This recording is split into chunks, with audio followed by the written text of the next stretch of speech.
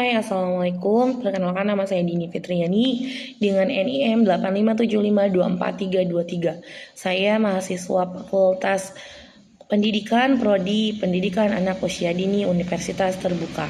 Saya akan menjawab tentang tugas tutorial 2 mata kuliah Filsafat Ilmu.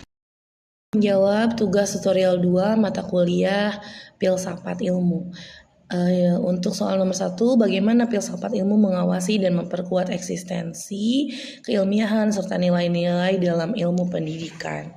Filsafat ilmu berperan sebagai penjaga gerbang ilmu pendidikan lewat 3 fungsi, yaitu menjaga eksistensi ilmu pendidikan, yang keduanya memperkuat keilmiahan, yang ketiganya adalah memperkuat nilai-nilai.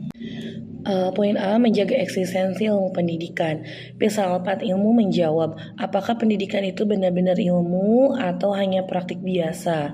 Dengan mengkaji objek, metode, dan sistematisnya, filsafat ilmu membuktikan bahwa pendidikan punya objek formal, material sendiri, yaitu manusia yang sedang berkembang. Jadi eksistensinya sebagai disiplin ilmu diperkuat, bukan sekedar pengalaman atau juga guru. Yang B, memperkuat keilmiahan. Filsafat ilmu menguji apakah pendidikan memenuhi kriteria ilmiah, yaitu rasional, sistematis, objektif, dan dapat diuji. Kalau ada praktik pendidikan yang cuma ikut tren tanpa dasar logis, filsafat ilmu akan mengkritiknya. Misalnya kurikulum yang berganti-ganti tanpa dasar epistemologis yang jelas. Yang poin C, memperkuat nilai-nilai.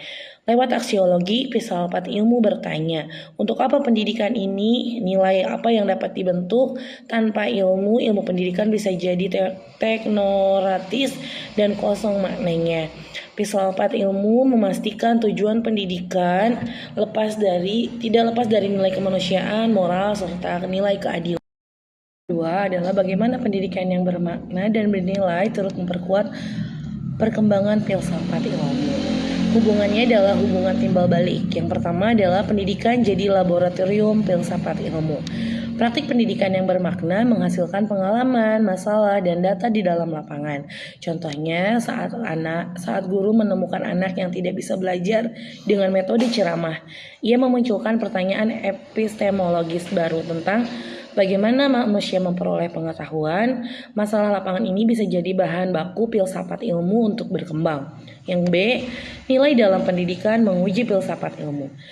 Kalau sebuah teori filsafat ilmu menghasilkan pendidikan yang tidak manusiawi, tidak adil, atau tidak relevan, maka teori itu akan ditolak atau juga diperbaiki. Pendidikan yang bermakna menjadi tolak ukur untuk validitas filsafat ilmu itu sendiri. Untuk poin C-nya adalah siklus refleksi. Pendidikan yang baik selalu merefleksikan dirinya. Refleksi ini tidak bisa lepas dari pertanyaan filsafat. Apa hakikat manusia? Apa hakikat pengetahuan? Apa tujuan hidup? Jadi semakin bermakna pendidikannya, semakin kaya bahan refleksi untuk filsafat ilmu itu sendiri. Untuk pertanyaan nomor 3, mengapa filsafat ilmu dapat disebut sebagai pisau analisis dalam membedah persoalan pendidikan? Karena filsafat ilmu membongkar masalah pendidikan lewat 3 pintu utama. Yang pertama adalah ontologi. Apa itu? Membedah hakikat realitis yang dibicarakan. Contohnya, kalau ada masalah anak malas belajar, ontologi bertanya, apa hakikat anak itu? Apa hakikat belajar itu? Kalau menganggap anak sebagai bejana kosong, solusinya akan berbeda dibanding kalau menganggap anak sebagai subjek aktif. Yang kedua adalah epistemologi. Bagaimana kita tahu? Membedah cara memperoleh pengetahuan dalam pendidikan. Contohnya, metode mengajar A lebih efektif daripada metode belajar B. Epistemologi menguji sumber, metode, validitas pengetahuan ini. Apakah berdasarkan penelitian, pengalaman, atau otoritas? Yang C, aksiologi. Untuk apa dan nilai apa? Membedah tujuan dan nilai. Contohnya, ujian nasional dihapuskan. Aksiologi bertanya, tujuan ujian ini apa? Nilai keadilan, kejujuran, kompetensi mana yang dilindungi atau dikorbankan? Tanpa tiga pisau ini, analisis pendidikan cuma berhenti di permukaan saja, di permukaan teknis tentunya. Dengan tiga pisau ini, masalah bisa dibedah sampai akar asumsi dan juga tujuannya. Soal nomor 4 adalah contoh konkret penerapan filsafat ilmu dalam praktik pendidikan. Di sini saya akan menjelaskan tentang tiga kebijakan, tiga contoh konkret filsafat ilmu dalam metode praktik pendidikan. Yang pertama adalah kebijakan kurikulum merdeka. Ontologinya adalah mengubah asumsi tentang siswa. Dari siswa harus seragam menjadi siswa unik dengan minat yang berbeda. Epistemologinya adalah pengetahuan tidak hanya dari buku, tetapi juga dari proyek, pengalaman, dan juga lingkungan. Aksiologinya adalah tujuan pendidikan digeser ke pembentukan profil pelajar Pancasila, bukan hanya sekedar nilai ujian. Ini jelas dari hasil pergeseran asumsi filsafat ilmu.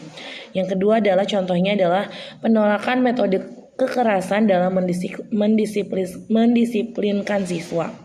Epistemologi, bukti penelitian psikologi menunjukkan kekerasan tidak efektif untuk belajar jangka panjang. Aksiologinya adalah nilai kemanusiaan dan martabat anak lebih tinggi daripada sekedar ketertiban instan.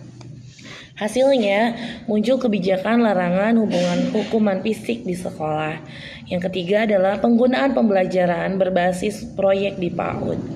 Ontologinya, anak PAUD memahami pembelajaran aktif bukan sebagai penerima pasif. Epistemologinya, pengetahuan dibangun lewat eksplorasi dan juga bermain.